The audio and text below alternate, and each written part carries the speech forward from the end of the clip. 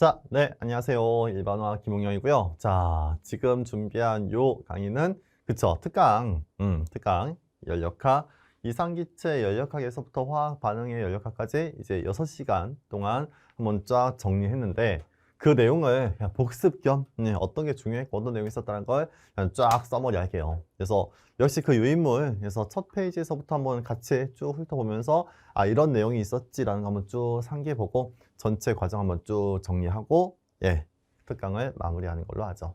자, 우선 연력학을 그쵸? 이렇게 이상기체 연력학과 화학 반응에 대한 연력학으로 나눠서 공부했는데 그중에 첫 번째가 이 두 가지 변화에 대한 내용이었고요. 그래서 두 가지 변화라는 게 결국에 이 6가지 물리량을 어느 정도 알고 들어가자라는 내용이었고요. 그렇죠? 그래서 델타 E, Q, W, 델타 H, 델타 S, 델타 G 요 6가지 물량을 공부하는 게 연력학이었다. 그래서 연력학이라는 것 자체가 우선은 어떤 변화가 나타날 때 수반되는 여러 가지 물량을 정리하는 거고 그래서 그 변화를 처음엔 크게 두 가지 변화로 나눠서 하나는 그렇죠? 이상기체의 연력학적인 상태 변화, 두 번째는 화학 반응. 그래서 이상기체의 연력학적인 상태 변화는 그 기체의 압력과 부피와 온도가 변하는 거예요. 그래서 압력, 부피, 온도가 변하는 과정에서 수반되는 그 6가지 값을 쫙 정리하고 화학 반응은 물질이 바뀐다는 거죠. 그래서 물질의 변화가 있을 때 그 6가지 데이터가 어떻게 되는지를 정리해봐 라는 거예요. 그래서 그 6가지 값은 델타 E 내부 에너지 변화, Q, W, 델타 H, 델타 S, 델타 G까지. 그치? 그래서 요 데이터를 이 변화와 저 변화에 적용하는데 이렇게 두 가지 변화를 나눠서 공부한 이유 중에 하나가 이상기체의 연력학적인 상태 변화는 물질이 바뀌진 않는다는 거지. 그래서 물질이 안 바뀌면 위치 에너지의 변화는 없어요. 이상기체라는 것 자체가 인력이나 반발력이 없는 거니까. 그래서 위치 에너지 변화가 없고 운동 에너지 변화가 모두 다 내부 에너지 변화였다. 그래서 실험해보지 않고 순전히 계산을 해서 이 값이 어떻게 된다는 걸 알 수 있다. 그런데 화학 반응은 물질이 바뀐다는 거죠. 결합이 끊어졌다, 이어졌다 등등의 어떤 인력에 의한 에너지 변화, 위치 에너지 변화가 있는데 그 위치 에너지 변화는 계산이 안 돼요. 어떻게 해야 돼? 실험을 해봐야 알 수 있다는 거야. 그래서 실험 데이터가 쫙 정리되어 있다라는 거고요.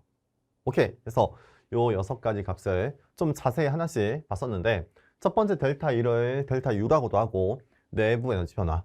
그래서 에너지에서 가장 중요한 포인트는 만약에 A가 B한테 30만큼의 에너지를 주면 에너지를 주고 난 다음에 70 남고 에너지를 받으면 30으로 증가해서 에너지 주기 전의 에너지의 총량과 에너지 준 다음에 에너지 총량이 일정하다. 에너지 보존의 법칙을 잘 기억하고 이렇게 에너지를 주고받는 형태의 개념이었다면 실제 화학 반응이 흘러갈 때 그렇죠? 이렇게 에너지를 주는 놈과 받는 놈을 반응이 일어나는 공간과 그 바깥으로 구분해서 개와 주의가 있다는 거지.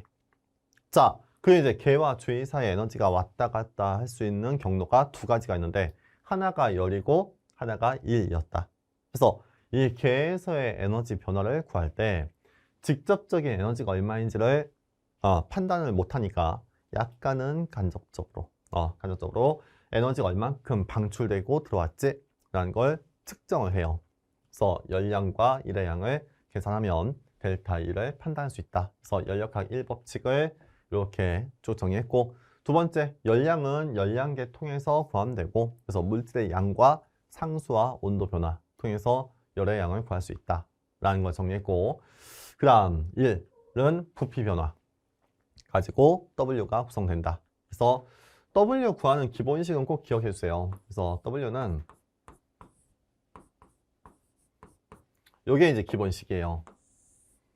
물론 이 식은 이제 압력이 일정하든지 뭐 부피가 뭐 온도가 일정할 때 식이 좀 더 파생되는데 이 식을 기본식으로 알고 있으면 된다. 라고 정리해 두고 그 다음 델타 넘어가고요. H는 압력 일정할 때 열로 쫙 정리했는데 지금 특강을 끝까지 다 들어본 친구들은 델타 H를 압력 일정할 때 열 맞는데 근데 꼭 압력이 일정해야지만 델타 H가 존재한다는 건 아니야.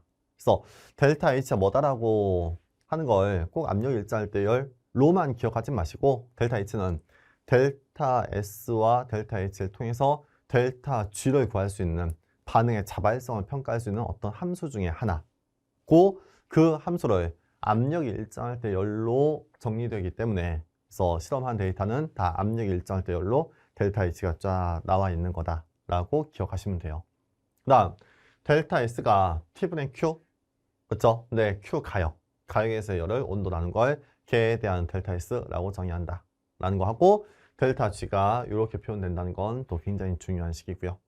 그렇죠? 그래서 그렇게 6가지 물리량을 첫 번째 시간에 한번 쫙 정리했고요. 그렇지? 그 다음 두 번째 테마로 넘어가면 이상기체 연력학을 공부했죠. 그래서 이상기체 연력학은 간단하게 등압, 등적, 등원 요 3가지 과정에 대해서 식을 좀 더 파생을 시켰고 그 다음 상탐수와 경로함수가 뭐다? 라는 걸 정리하고 그 다음 테마에서 가역과 비가역에 대한 걸 좀 더 정리했고요.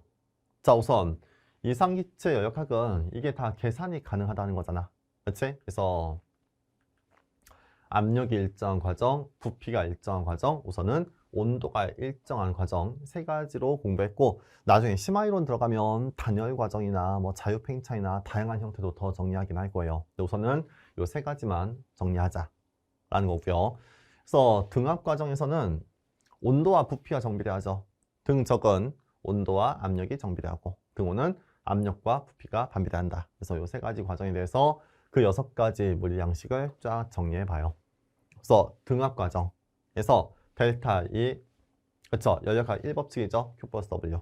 그 다음 Q 물질의 양, 몰수, CP, 그 다음 온도 변화로 계산해서 구할 수 있고 W 압력이 일정하니까 적분할 필요 없이 마이너스 P 델타 V로 정리될 거고 델타 H는 압력이 일정할 때 열과 똑같다 라고 하면 되고 델타 S는 이게 열이니까 거기에 온도 나눠서 적분해서 구할 수 있다. NCPLN T1분의 T2로 정리했죠. 자, 근데 이렇게 정리했는데 여기서 이 W 값은 펜을 이걸로 좀 바꿀까요? 자, 요 W 값은 어차피 이상기체니까 P 델타 V가 마이너스 NR 델타 T 이렇게 바뀌었어도 상관이 없다 라고 했었고 그리고 요 델타 E 또는 델타 U는 다 정리하고 나니까 결국에 운동 에너지의 변화고 그 운동 에너지 변화가 그래서 2분의 X NR 델타 T라고 할 수 있고 그래서 2분의 XR 대신에 CV를 적어서 NCV 델타 T 이렇게 표현이 되기도 한다 라고 했었죠. 그렇죠? 그래서 등압 과정부터 한번 쫙 봤고 다음 등적 과정에서도 마찬가지 델타 E 연력학 1법칙 그렇죠? 그 다음 상수와 약한 변환 NCV 델타 T가 등적 과정에서의 열이고 그 다음 1은 부피 변화가 없으니까 0이 나오죠. 그래서 부피 변화 없으면 그래서 1로서 움직이는 에너지는 없다. 그 다음 델타 H가 좀 어려웠는데 결국에 압력이 일정할 때 열 구하듯이 정리한 게 델타 H라는 거예요. 압력이 일정할 때 열이 NCP 델타 T니까 꼭 압력이 일정한 조건이 아니라고 해도 델타 H가 이게 정이구나 라는 식으로 받아들여 주셔야 돼요. 그래서 델타 H, 델타 S 열량을 온도 나눠 온도 변하니까 적분해요.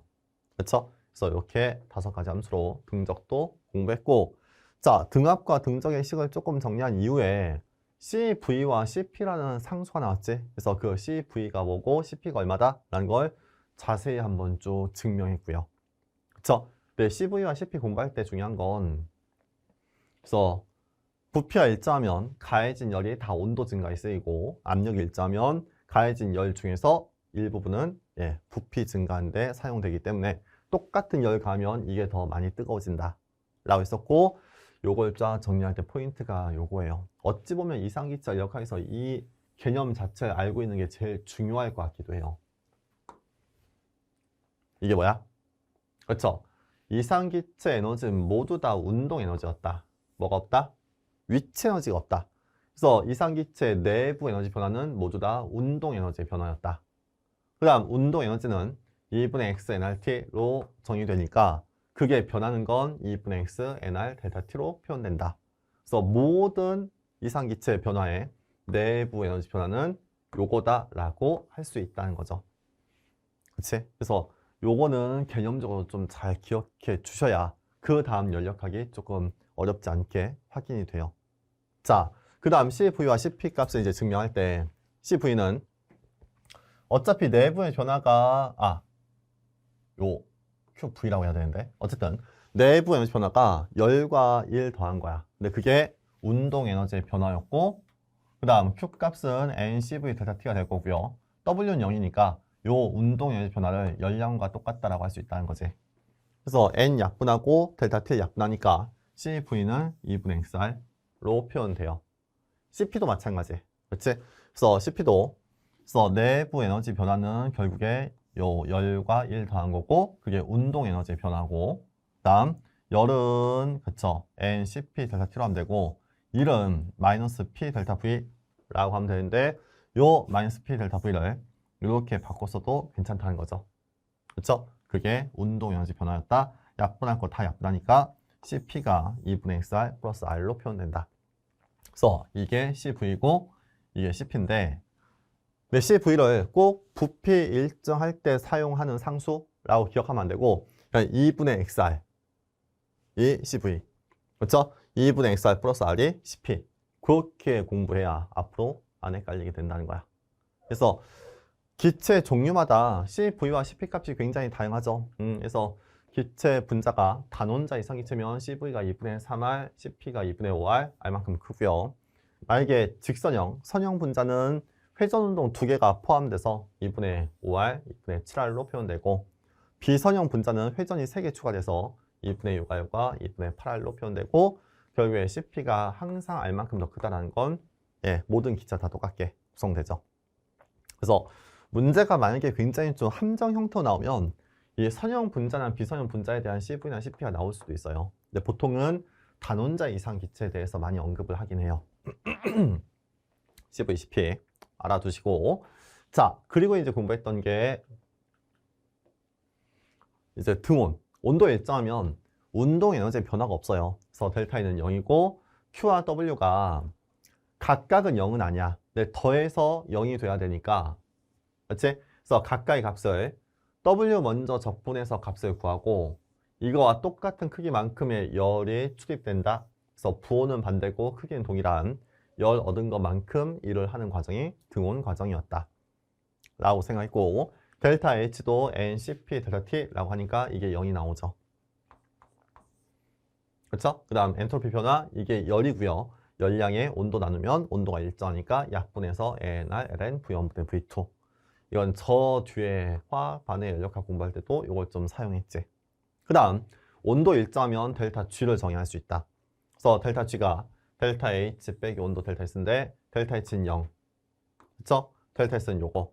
마이너스 온도 곱하면 요게 델타 G의 함수였다. 그래서 등압, 등적, 등온에 대해서 이렇게 쫙 정리해 봤고요.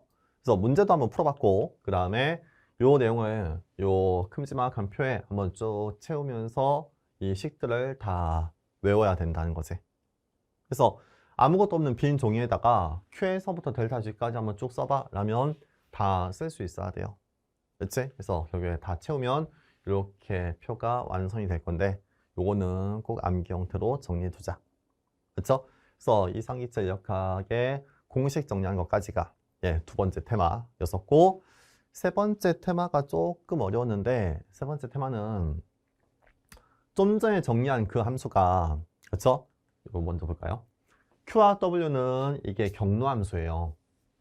다음 델타 2에서부터 델타 G까지가 상태 함수였다는 거죠. 그래서 상태 함수는 처음과 끝만 알면 구할 수 있고 그다음 경로 함수는 어떤 경로 따라 움직였는지 계산해야 그걸 판단해 줘야 알 수 있다. 그래서 두 가지 함수를 상태 함수와 경로 함수로 나눠서 공부를 하고 그 다음 가역과 비가역을 정리했지. 그래서 가역은 처음부터 끝까지 어떤 과정 통해서 움직였는지 알 수 있는 거 그게 가역이야. 그러면 경로함수와 상태함수 계산이 모두 다 가능한 게 가역이고 그 다음 비가역은 처음과 끝은 아는데 중간을 몰라. 그치? 그래서 상태함수만 계산이 가능한 게 비가역이었다 라고 했었고요. 그렇죠? 그 다음 이제 이 등온의 팽창과 등온의 압축으로 가역과 비가역을 다 구분해서 만약에 팽창 과정이면, 그치? 그 다음 또는 압축 과정이면, 그래서 팽창 때는 처음부터 끝까지 이게 가역 팽창이고, 비가역 팽창이면 압력이 먼저 확 감소한 다음에 부피가 증가하는, 그래서 외부 압력이 일정한 조건에서의 비가역 팽창을 구분해서 이때 Q, W 등을 크기로 한번 쫙 비교해 봤죠. 그리고 이 결과 제일 중요한 건 가역에서는 전체 델타 S 우주가 0이 나온다는 거야. 네, 비가역은 전체 델타 S 우주가 양수가 나온다 라는 걸 봤고, 그 다음 압축도 마찬가지예요.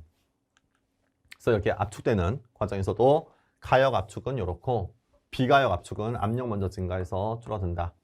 그 다음 이제 쫙 정리하니까 전체 델타 S 우주가 가역은 0이고 비가역은 양수였다. 그래서 요 세 번째 테마 맨 마지막 시간에 강조했던 거는 델타 S, 좀 더 잘 보이는 색깔로 쓸까요? 델타 S 우주는 이렇게 표현된다. 그리고 이걸 좀 더 세분화해서 솔팅을 하면 가역 과정에서는 델타 S 우주가 0이고 비가역 과정에서는 델타 S 우주가 양수다라는 결론이고, 지금까지 정리한 이 결론을 연력학 2법칙이라고 한다. 자, 그 연력학 2법칙을 실제 화학 반응에 적용하면 모든 화학 반응은 비가역 과정이라는 거야. 가역이라는 게 없어요. 그냥 정의상 평형 상태에 도달된 걸 가역이라고 하긴 해요. 근데 평형이라는 거는 물질의 양 자체가 변하지가 않는다는 거지. 그렇지? 그래서 물질의 양이 변하지 않고 가만히 있는 건 정의상 가역이다라고 하는 거고, 이렇게 실제 반응이 조금이라도 움직이는 건 기본적으로 다 비가역 과정이야. 이런 반응이 조금이라도 움직이면 모두 다 우주의 엔트로피는 증가한다라는 거고, 이걸 반대로 해석하면 우주의 엔트로피가 증가하는 쪽으로만 반응은 흘러간다 라고 한다는 거죠. 그래서 결국에 더 이상 우주의 엔트로피가 증가하지 않을 때 반응이 끝날 거니까 그 반응이 어디까지 흘러가는지를 정리할 수 있는 개념이었다 라고 이해해 주시면 돼요. 자, 여기까지가 처음 3시간 동안 했던 거야. 첫 번째 날 여기까지 정리하고, 그 다음 두 번째 날에는 이제 화학 반응에 대한 연력학, 그 중에서 화학 반응의 델타 H 먼저 공부하고 델타 S와 델타 G로 넘어갔죠. 자, 화학 반응은 역시 6가지 물리량을 공부하는 거야. 그 중에서 첫 번째 델타 E는 Q 플러스 W가 되는 거고요. 두 번째 Q는, 그렇죠, 보통 압력이 일정할 때 반응을 많이 하기 때문에 압력이 일정할 때 열이 델타 H와 같아서, 그래서 특별한 문제 조건이 없으면 그때 투입된 열은 델타 H가 되고 W도 마이너스 P 델타 V라고 할 수 있다는 거지. 그래서 델타 E를 Q 대신에 델타 H 쓰고 W 대신에 마이너스 P 델타 V 적어서 이렇게 식을 바꿔서 정리했는데, 이 식 자체는 굉장히 다양하게 출제가 돼요. 그 중에서 델타 E와 델타 H의 크기를 비교해봐 라는 형태 문제 많이 나오니까 풀 수 있어야 되고, 그 델타 V, 부피가 증가했냐 감소했냐 라는 거는 온도도 일자니까 결국에 기체 몰수 차이로 결정된다.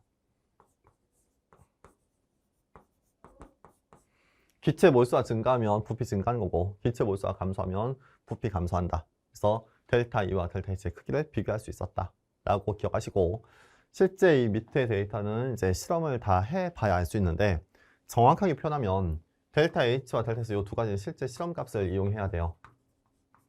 네, 델타 G는 실험은 아니고 이 두 가지 값을 통해서 계산해서 구한다는 거죠. 자, 그리고 이제 이 세 가지 값은 어쨌든 모두 다 상탐수니까 나중 것 빼기 처음 거로 구하면 돼. 나중 것 빼기 처음 거로 구하면 돼. 나중 것 빼기 처음 거로 계산이 가능해요. 그런데 델타 H는 다 상대값을 이용한다. 물질마다 엔탈피의 절대값이 없다. 네, 엔트로피는 절대값이 존재하니까 그 절대값 빼서 구하면 된다. 요거는 어찌 보면 계산해서 구한다는 거고요.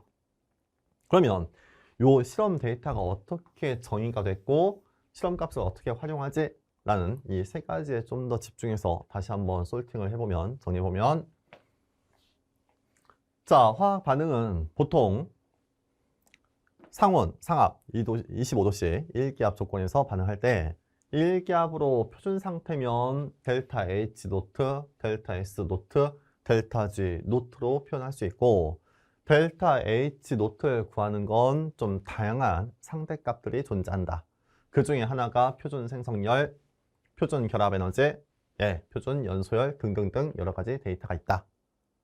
근데 엔트로피는 딱 하나의 값만 존재한다. 표준몰 엔트로피. 그 표준몰 엔트로피를 정의하는 게 연력학체의 3법칙이었다. 라는 거고, 그다음 마지막에 델타 G는 그쵸? 연력학 2법칙을 통해서 계산해서 구한다는 거죠. 물론 이런 형태의 상대값도 있긴 한데 이거는 본 이론 수업 들어가면 그때 연습하는 걸로 하고, 그래서 이렇게 내용을 정리했고요. 델타 H만 가지고 한 문제는 분명 나와요. 델타 G까지 섞어서 또 한 문제가 출제가 될 거고요. 다 중요하죠. 자, 그중에서 테마 4에서는 델타 H를 자, 반응열 구할 때 델타 H가 양수면 에너지, 열 에너지 흡수하는 흡열 반응, 그 다음 방출하면 발열 반응이다. 그리고 그 값을 표준 생성열이 가장 중요하다. 그래서 표준 상태에서 가장 안정한 호돈소 물질로부터 그걸 생성열 0이라고 약속한 기준이고 그 물질 1몰이 만들어질 때까지의 반응열이었다. 그렇죠? 그래서 원소들마다 가장 안정한 호돈소 상태를 외우고 있어야 된다. 특히 H2, N2, O2, F2, Cl2 5개가 2개씩 붙어있는 분자 형태로 가장 안정하다. 라는 거 하고 그다음 나머지는 액체 2개 있고 대부분은 고체였다. 라고 기억하면 돼요.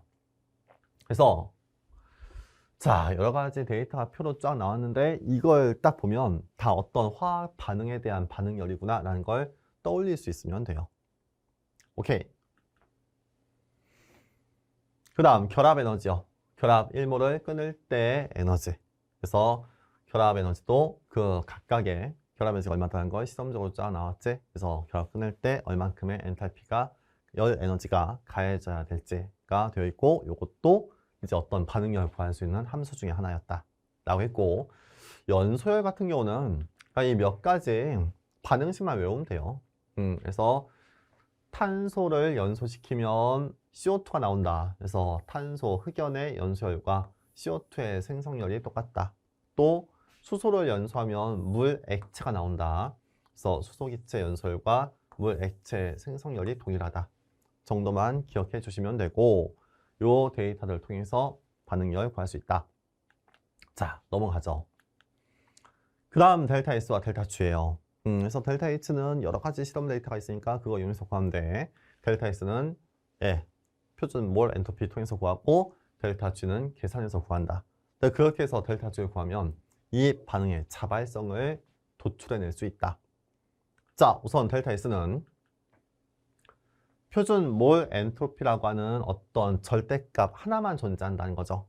그래서 다양한 물질의 어떤 생성열과 표준 몰 엔트로피를 비교하면 이거는 상대값이기 때문에 비교할 수가 없다는 거예요. 그래서 기준이 같지 않다. 내 엔트로피는 절대값이고 기준이 동일하다. 그 기준이 0켈빈이었죠. 그래서 실제 온도가 0켈빈에 도달되면 물질마다의 엔트로피는 0이 돼요. 그걸 연력학체의 3법칙이라고 하고 그래서 물질마다 다 비슷한 형태의 그래프가 나온다는 거죠. 그래서 고체보다는 액체, 액체보다는 기체가 물질보다 월등히 크고 기체마다의 엔트로피 변화가 다 비슷비슷하다. 그래서 실제 값을 구할 때는 데이터 찾아서 구해보면 되는데 문제에서는 델타 S의 부호만 물어본 질문이 꽤 많이 나와요. 그래서 이런 형태의 화학 반응의 델타 S가 양수야, 음수야? 라면 기체 몰수가 줄어들면 음수예요. 이것도 마찬가지.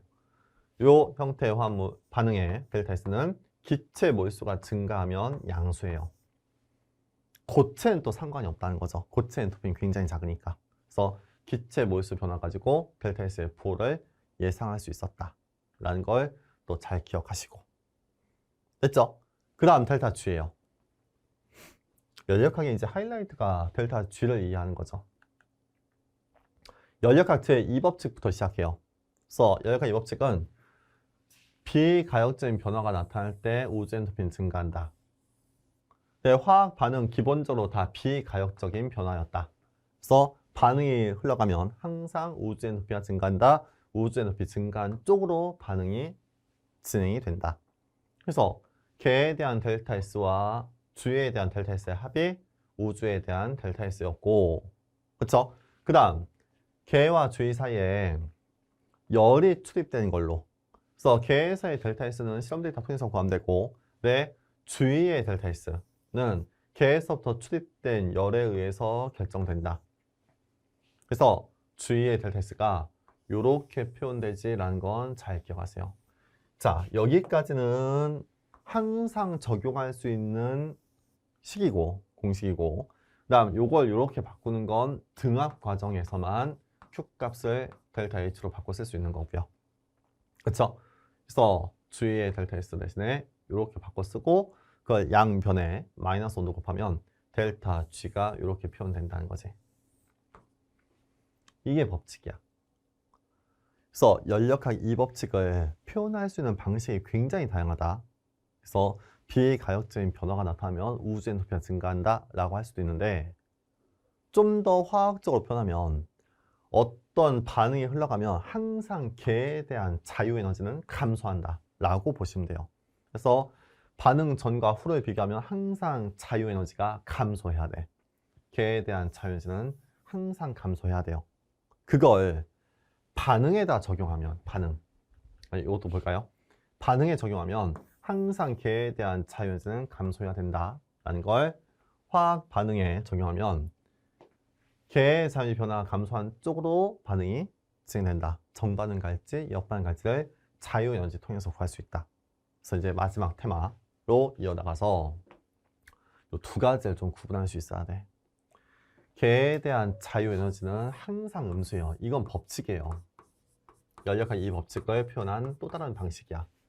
그런데 반응에 대한 자유에너지는 화살표 경계로 왼쪽에 뭘 썼고 오른쪽에 뭘 썼는지마다 데이터가 달라지고 그 값이 양수인지 음수인지마다 반응의 방향이 결정된다 라는 의미죠. 그렇죠? 그래서 이 결론을 잘 기억해 주시고요. 개에 대한 자유에너지가 감소하는 쪽으로 반응을 해야 되니까 반응의 델타G는 혹시 양수면 역반응이 돼야 개에 대한 자유에너지가 줄어드는 거고, 혹시 음수면 정반응 쪽으로 반응이 해야 개에 대한 자유에너지가 감소하는 거고, 혹시 델타 G가 0이면 그 자체가 편형을 이룬다 라고 한다는 거야. 그렇죠? 그래서 어디서부터 반응하던 그 반응이 개에 대한 자유에너지가 줄어든 쪽으로 흘러간다 라고 표현하는 거죠. 그런데 실제 어떤 반응에 대한 연력학적인 실험 데이터 통해서 델타 G 노트 값을 구하면 이 실제 계산해 보면 음수가 나오거든요. 그래서 이게 음수면 이 반응은 정반응 간다고 하면 되는 거 아니야? 네. 델타 G 노트를 보고 이 반응이 어디로 간다라는 걸 표현하려면 표준 상태에서 정반응 간다라고 해야 된다는 거야.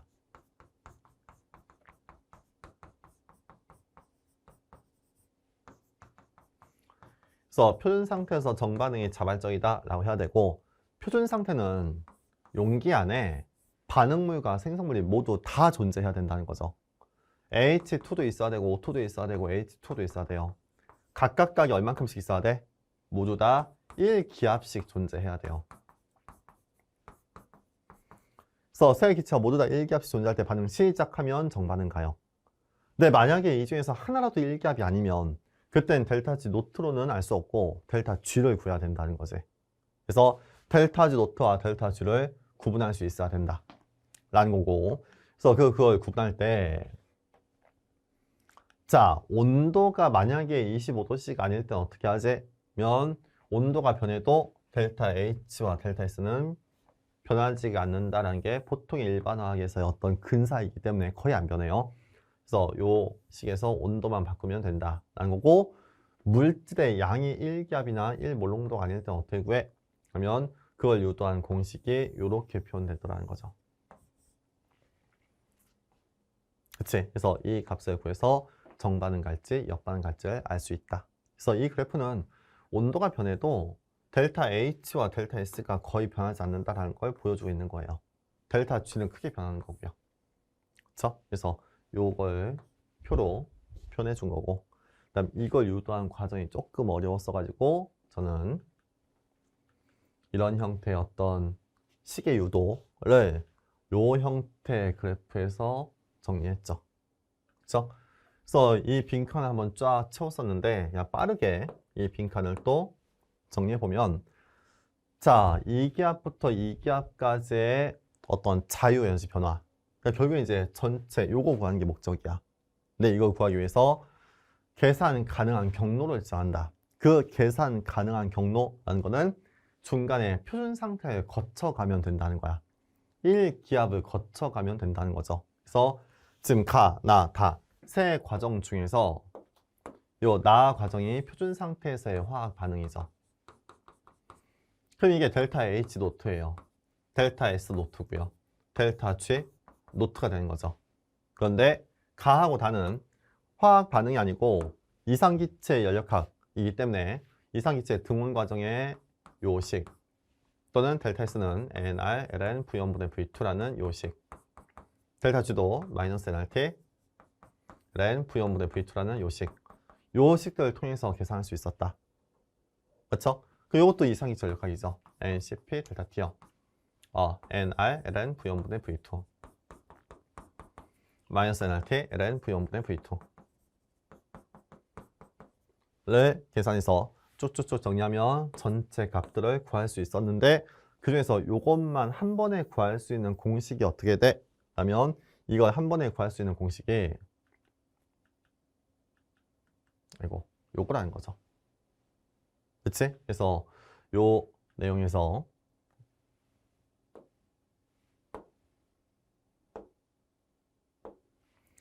처음부터 맨 끝까지 델타 G 전체를 구할 수 있는 식을 델타 G 노트하고 플러스 RT하고 LN 값하고 Q 요걸 통해서 구할 수 있다는 걸 기억해 주시고, 이렇게 해서 구한 값이 양수면은 이 기압식 존재할 때 역반응하고, 이게 음수면 이 기압식 존재할 때 정반응 간다. 그래서 반응물과 생성물 처음에 넣은 그 압력과 나중에 생성물 압력을 적당하게 조절하면 그때 델타 G가 0이 될 수도 있다. 그래서 델타 G가 0에 도달했을 때 Q 값을 우리는 평형상수라고 한다. 그래서 대문자 K가 이렇게 유도되고 대문자 K 값을 통해서 다음에 이제 화학 내용이 쫙 전개되는 거예요. 그래서 공식으로 표현했을 때는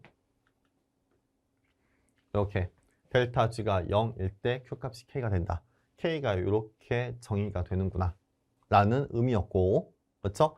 그 다음 여기서부터 델타 G 노트 값을 이렇게 표현할 수도 있고, 이렇게 표현하면 온도에 의해서 K가 변하는 이 반토프식을 또 유도해낼 수 있었고요. 그래서 이 식을 그래프로 표현하면 X축을 온도분의 1로 하고 Y축을 lnK라고 해서 온도가 증가할 때 K가 증가하는 흡열 반응이 있고, 여기도 오타네. 온도가 증가할 때 K가 감소하는 발열 반응도 있다. 그래서 온도와 K 값의 관계를 이 식을 통해서 정리하는데, 이 결론이 워낙 중요하니까 이건 독립적으로 따로 외워서 기억해 두기도 해야죠. 네, 이 결론의 식은 이 반토프식을 통해서 나온 결론이었다 라고 알아두시면 돼요. 그래서 화학 반응 연력학 공식만 한번 쫙 모아서 이렇게 써머리 했었고요. 자, 네, 훌룩. 네, 6시간 동안 공부했던 그 이론 설명을 한번 압축해서 30분 동안 한번 쫙 보여드렸네요. 자, 이론은 이러해요. 근데 요 이론은 여러 번 들어봐야 되니까 제가 이렇게 특강으로 해 놓은 거야. 네, 요 내용이 실제 문제로 어떻게 출제되고 그 문제를 풀면서 또 이해할 수 있는 부분이 꽤 있을 거예요. 그래서 문제도 굉장히 많이 연습해야 되는데, 그 많은 양의 문제는 이제 실제 본 수업 들어가면 이 내용 전달할 때 계속 제가 풀면서 정리해 드릴게요. 이게 이제 어떤 식으로 이제 출제되고 어떻게 공부해야지라는 건 이제 실제 이론 과정과 문제풀이 과정 들어가면 계속 이제 그 내용들을 공부하면서 정리해 드리죠. 자, 그래서 첫 번째 특강 이렇게 마무리하고 이제 본 수업 때 다시 인사드리는 걸로 할게요. 네, 끝내죠. 수고하셨습니다.